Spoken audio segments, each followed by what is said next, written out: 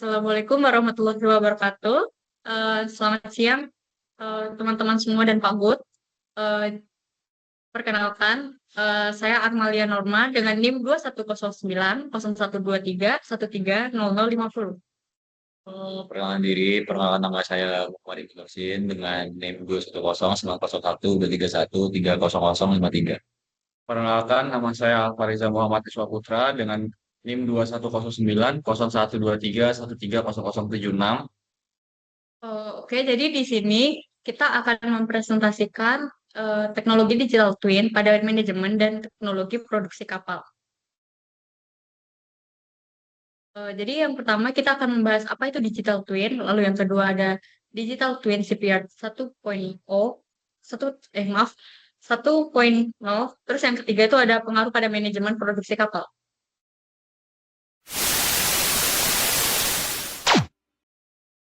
Oke, kita masuk ke apa itu digital twin. Jadi apa sih digital twin?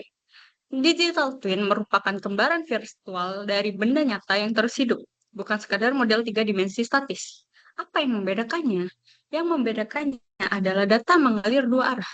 Sensor di objek fisik kirim data terus ke versi digitalnya, dan insight dari versi digital bisa dikirim balik untuk mengontrol atau memperbaiki objek aslinya. Tiga teknologi yang menopang digital twin. Yang pertama itu ada IoT, lalu yang kedua itu ada AI, lalu yang ketiga itu ada simulasi tiga dimensi. Oke, kita masuk ke selanjutnya. Digital Twin CPR 1.0. Apa sih Digital Twin CPR 1.0? Yaitu versi digital dari galangan kapal fisik yang terhubung secara real-time lewat sensor IoT. Semua proses, peralatan, dan sumber daya di galangan direplikasi secara virtual supaya bisa dipantau, dianalisis, dan dioptimalkan tanpa harus langsung ke lapangan. Contohnya adalah di SWS Tiongkok atau Shanghai Waigao Shipbuilding di Tiongkok ini, dia galangan yang menerapkan konsep dalam kerangka industri 4.0. Lalu selanjutnya ada perencanaan dan desain. SWS Tiongkok memakai digital twin di dua hal. Yang pertama itu kapal dibangun dulu secara virtual sebelum fisiknya error desain turun drastis. Kedua, gudang bajanya dikelola otomatis pakai sistem koordinat digital. Jadi SWS Tiongkok ini memakai digital twin untuk kapal dibangun dulu secara virtual sebelum fisiknya atau error desain turun drastis. Lalu yang kedua itu gudang bajanya dikelola otomatis pakai sistem koordinat digital. Lalu selanjutnya ada fabrikasi dan sub-assembly. Di tahap fabrikasi, SWS sudah pakai ini produksi tanpa awak. Robot yang dikontrol AI dan data digital twin yang memutuskan cara las, cara rakit, bahkan untuk komponen sebesar dinding sekat kapal.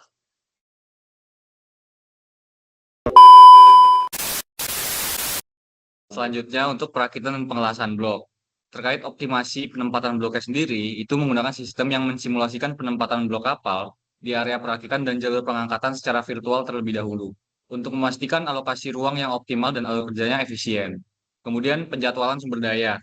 Dengan model digital ini, manajemen dapat memprediksi dengan tepat di mana akan terjadi kemacetan atau bottlenecks dan mengalokasikan sumber daya secara lebih akurat. Selanjutnya terkait outfitting, untuk visualisasi dan koordinasi tiga dimensi. Model 3D yang terintegrasi ini memungkinkan semua tim teknis, entah kelistrikan, perpipaan, HVAC, untuk bekerja pada model yang sama, sehingga konflik antar sistem dapat dideteksi dan dihindari sebelum dipasang di dunia nyata. Untuk pemasangan real time juga, data pemasangan komponen seperti kabin disinkronkan langsung dari lapangan ke model digital.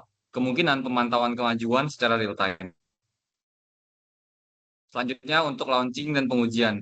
Untuk pengujian virtual, sistem navigasi dan kendali kapal dapat diuji dalam lingkungan virtual yang sangat akurat sebelum kapal benar-benar meluncur. Kemudian untuk pemantauan peluncuran, seluruh proses pemindahan kapal dari galangan ke air itu disimulasikan dan dipantau untuk memastikan kelancaran dan keamanan operasi. Selanjutnya untuk manajemen logistik dan materialnya. Dari sistem ini juga menggunakan gudang cerdas atau smart warehouse, di mana setiap posisi rak di gudang itu seperti memiliki gambaran digital yang memperbarui status stok secara otomatis. Sistem ini mengotomatiskan siklus penyimpanan dan pengambilan, menciptakan ekosistem logistik yang sangat efisien. Selanjutnya untuk koordinat digital, di mana material di area produksi itu bisa dilacak dengan koordinat digital, memungkinkan si pencarian dan pengiriman yang cepat ke titik yang tepat, serta meminimalkan waktu tunggu. Selanjutnya untuk keselamatan dan pemeliharaan, di mana sistem ini juga menggunakan sistem peringatan dini. Digital twin ini bisa menciptakan pagar elektronik virtual di sekitar area berisiko tinggi. Jadi jika seseorang pekerja itu dia memasuki batas-batas zona terlarang, sistem itu akan secara langsung mengirimkan peringatan secara real time. Kemudian juga untuk pemantauan dinamis, area berbahaya dan operasi kritis seperti pengangkatan alat berat itu dipantau secara dinamis, mengubah manajemen keselamatan dari responsif menjadi proaktif, di mana tujuannya untuk mencegah hal yang tidak diinginkan itu sebelum terjadi.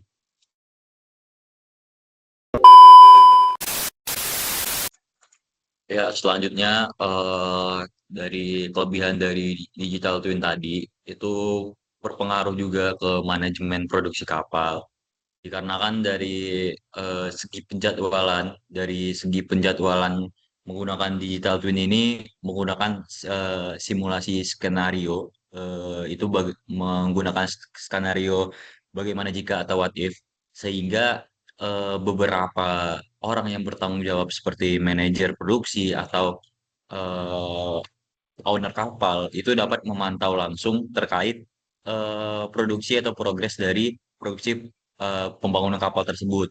Dan eh, dampaknya itu juga mencegah dari berkurangnya risiko kegagalan terhadap perencanaan awal yang kurang dari atau lebih dari yang ditargetkan. Terus selanjutnya itu ada penjadwalan adaptif real time. Jadi digital twin ini langsung tersambung dengan database yang bisa diakses oleh semua orang, sehingga semua pihak itu dapat melihat atau memantau terkait baik dari sumber daya yang digunakan maupun dari progres yang dilakukan. Selanjutnya itu ada pengaruh juga terhadap manajemen produksi kapal tadi seperti ada di poin visibilitas dan transparansi penuh. Jadi buat poin yang pertama itu ada satu sumber kebenaran atau single source of truth. Itu semua manajer atau pemilik kapal, insinyur atau engineer-nya itu dapat mengakses model digital yang telah terhubung dengan sistem IoT dan AI, sehingga berkurangnya eh, kesalahan terkait pengambilan data, yang mana laporan data-data itu bersifat real time, sehingga ya dari kesalahan yang dilakukan itu dapat meminimalisir dari produksi kapal tersebut. Selanjutnya itu ada dashboard eksekutif real time. Jadi buat penilaian dari pekerja atau dari progres fisik yang direncanakan. Jadi buat dashboard ini terhubungnya dengan KPI dari progres atau produksi kapal tersebut, sehingga itu dapat juga meningkatkan produktivitas tenaga kerja dan konsumsi dari produksi kapal tersebut. Terus selanjutnya itu ada dari segi biaya dan sumber daya. Dari segi biaya, maaf, galangan yang menggunakan digital twin ini eh, dapat menekan biaya produksi hingga 10% hingga 15% dari biaya produksi awal, sehingga biaya produksi ini terbilang hemat atau terbilang jauh lebih efisien dibandingkan menggunakan penjadwalan yang manual. Terus selanjutnya itu ada manajemen inventaris tepat waktu, just in time.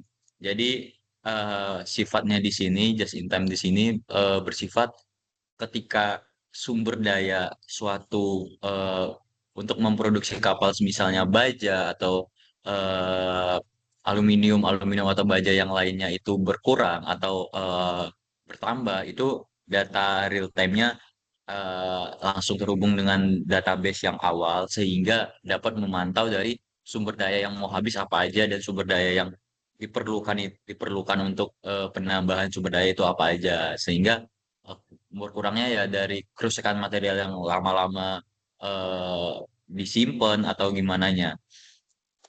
Terus selanjutnya itu ada kolaborasi dan koordinasi koordinasi tim. Jadi buat digital twin ini udah digunakan di berbagai negara, di berbagai dunia, di kalangan dunia maupun Eropa maupun Amerika, sehingga semua galangan yang ada di dunia itu yang menggunakan digital twin buat konsepnya sama, sehingga terkait kalau semisalnya ada perubahan itu akan memangkas karena dari penggunaan digital twin ini udah umum digunakan untuk semua galangan.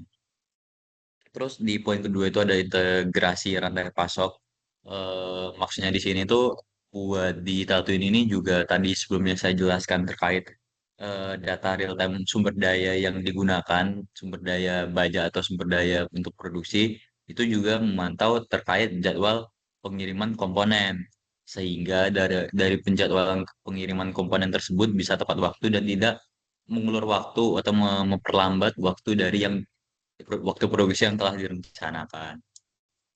Eh, Sekian presentasi dari kelompok kami terkait digital twin ini, intinya yaitu sebuah sistem AI atau sistem yang terintegrasi dengan IoT yang memantau langsung terkait data real time yang ada di lapangan, yang sebelumnya juga telah dimodelkan dengan simulasi, sehingga data real time yang telah dirancang, yang telah dimasukkan ke lapangan itu dapat berfungsi secara efisien, sehingga meningkatkan efisiensi dari produksi itu, baik dari segi sumber daya, dari segi biaya maupun dari segi waktu itu dapat efisien. Bahkan dari data-data yang ada ya, dari biaya pun dapat ditekankan hingga dari 10% hingga 15% dari biaya produksi awal. Sekian dari kesimpulan dari kelompok kami ucapkan terima kasih.